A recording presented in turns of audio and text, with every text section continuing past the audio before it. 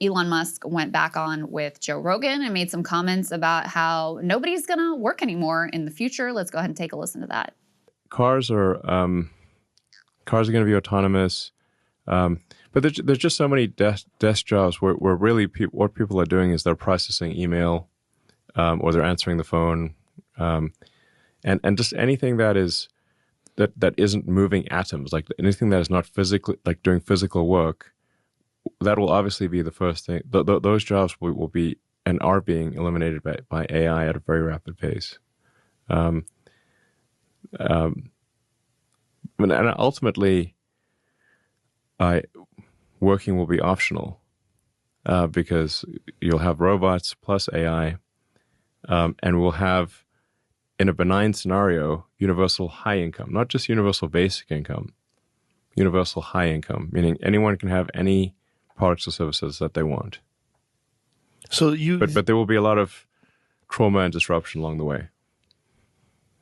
So you anticipate a basic income from that the economy will boost to such an extent that a high income would be available to almost everybody. So we'd essentially eliminate poverty. In the benign scenario, yes. So like there's multiple scenarios. There are multiple scenarios. There's a lot of ways this movie can end. Like the reason I'm so concerned about AI safety is that like one of the possibilities is the Terminator scenario. It's not 0%. So that's why it's like I'm like really banging the drum on AI needs to be maximally truth seeking. Like don't force AI to believe a lie, like that. For example, the founding fathers were actually a group of diverse women, or that misgendering is worse than nuclear war. Because if that's the case, and then you get the robots and the AI becomes omnipotent, it can enforce that outcome. And then, like unless you're a diverse woman, you're out of the picture. So we're toast. So the benign scenario is that all the jobs are gone. Yes. Then what did he call it? What scenario did he call it? Basically where everyone's dead. Yes. Is the other scenario, Yeah. which he says there's not a 0% chance. Okay, well, what percent are we talking here? Not that he knows, right? But if you talk to anyone who has been deeply involved in this technology, none of them will tell you that the like absolutely apocalyptic scenario is 0%. So we're just rolling the dice. I mean, even if it's a 1%, 1 in 100 chance of complete human extinction, for me, that's too high of a risk. I don't want to take that chance, right? That seems insane. And yet, the Elon, Terminator scenario. That's what right. And there's a bunch of assumptions here too. He's like, oh, well, there won't be jobs anymore, but we are going to have a really high basic income. What indication do you have that there's any like likelihood of that politically occurring? Because right now you have just like a bunch of oligarchs who are consolidating all of the money and power. And they are going to find us to be, if they've made it so that labor is useless, like they're going to find us useless. They're going to want to keep us around for what? For what reason? So even that is like very optimistic and very hopeful. And that's the benign scenario that they're contemplating here. And then Saagar, Elon is interesting in all of this. As I would say a bit of a cautionary tale, because he's right that he came into AI development very concerned about safety. Mm-hmm. That's why with Sam Altman, he sets up Open AI. The idea is we're going to keep this as a nonprofit. We're not going to make it profit driven. It's going to be open, right? That's the open in Open AI, so people can see the development and open source models and whatever. And then when he realizes that other companies, and Sam is taking this in this other direction, and other companies are joining the AI race as well. And it's basically it's just an arms race, both between the companies and between the US and China. He's like, okay, well, I guess I'm just joining the arms race here. And I think it's utterly delusional to think that you're going to keep AI quote unquote safe because it doesn't think the founding farmers are diverse women. I mean, that's his view that he's articulated multiple times, is he believes that if it's like an anti-woke AI, then somehow that's going to like save us all and mitigate us from the most consequential catastrophes. And I think that is so incredibly delusional as to defy like any kind of logic. Well, I think that both are actually very dangerous, both woke AI and so-called anti-woke AI, because the whole point around it is actually about society and having feedback into both, and that neither should be controlled at a centralized level. I mean, I think from an oligarch. It's sort of irrelevant whether it's like that just completely misses the question of what the problems are. I don't know if it's it's irrelevant because, I mean, part of the thing is with oligarchical capture, as you can all see with the Trump people, is that they're incredibly fickle and they believe nothing. So Yeah. they could also, you know, it wasn't that long ago that pronouns were in bio. Right, but for think everybody. about like when Elon intervened and tried to make Grok less woke,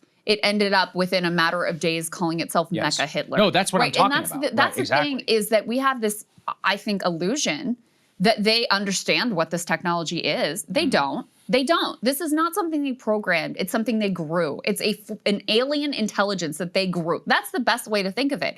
And so they try to do all these tests to figure out, like, is it deceiving us? Is it doing nefarious things?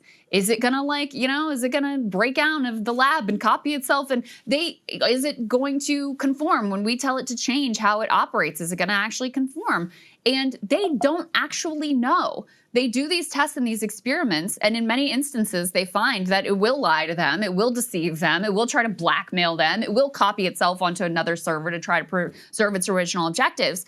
And they'll do some clues to try to fix that one, to plug that one hole. They have no idea whether they've fixed the problem. They have no idea what's going on under the surface. No clue. And that's where we are today with the limited, level of AI development that we have today. That's to say nothing of where they want these things ultimately to go. Well, let's pick up on that. Ross Douthat just did a great interview with an AI safety advocate. D4, guys, let's go ahead and play it.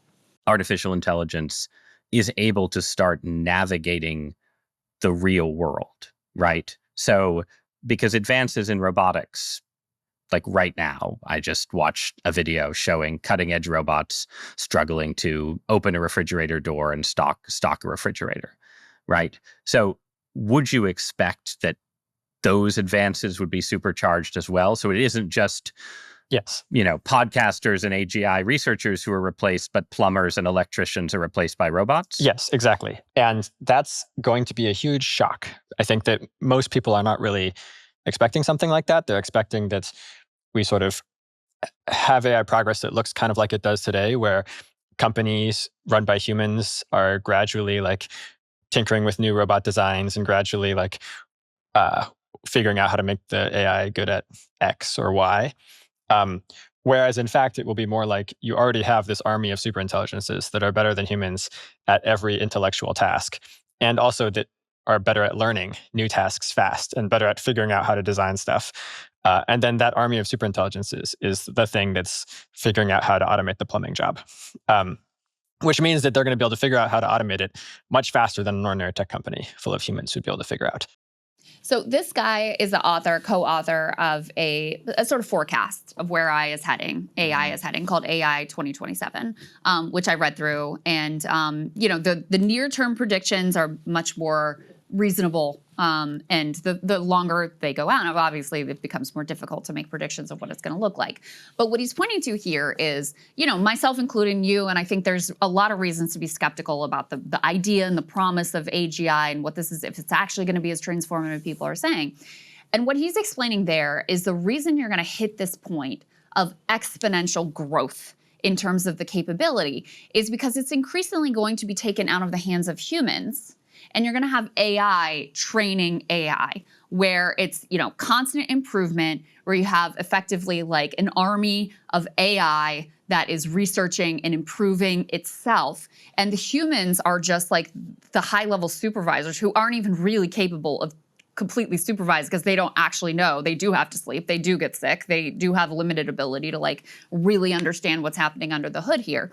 And then it's in that scenario, once you hit that point, where the AI is effectively training the new AI, that you hit this kind of like exponential growth curve, and where things really start to get potentially very weird. And obviously he's not the only one that's saying. There are a lot of people, I think most people who actually are deeply in touch with this industry, and whether or not they support it or not, that's the direction they all see this ultimately going in, which is why you see this race now for whoever can develop that ability, whatever level of an AGI or whatever you want to call that, whoever can develop that ability, they're going to be the ones who are able to hit that exponential growth curve and win the AI arms race that is unfolding right now without any of our like desire or consent. There's two scenarios, and they're both so bad. One is that they're right and that this will all progress. And I still don't really believe that they're right.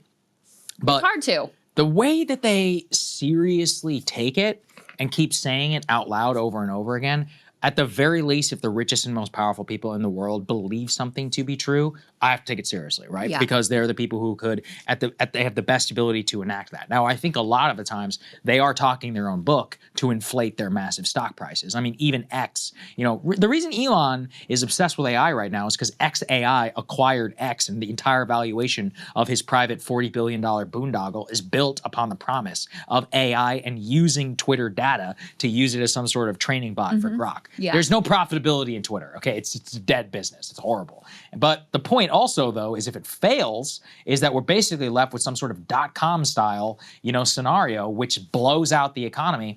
I was looking at a stat. If you bought the S&P in March of 2000, you did not return to baseline for like 11 years. That's how long it took for you to actually return for where it was. Now, obviously, you should have bought in between, if you're dollar cost averaging and all that. But that's a lot of value that was wiped out. 11 years of a dead zone in the U.S. economy. And the .com thing is instructive as well, though, because yes, a bunch of these internet companies failed, but the internet was transformational. That's correct. Yes. So you can have a bubble pop and still have the technological revolution, for good or for ill, that we are facing down right now. And Bubble Watch, let's put C6 up on the screen, please. Michael Burry of the Big Short fame apparently now has some massive put options against the value of Palantir and of NVIDIA, two of the high-flying AI stocks now currently. I mean, you can do the math for yourself in terms of the value of the amount that he's betting on those companies, and he's poised to profit massively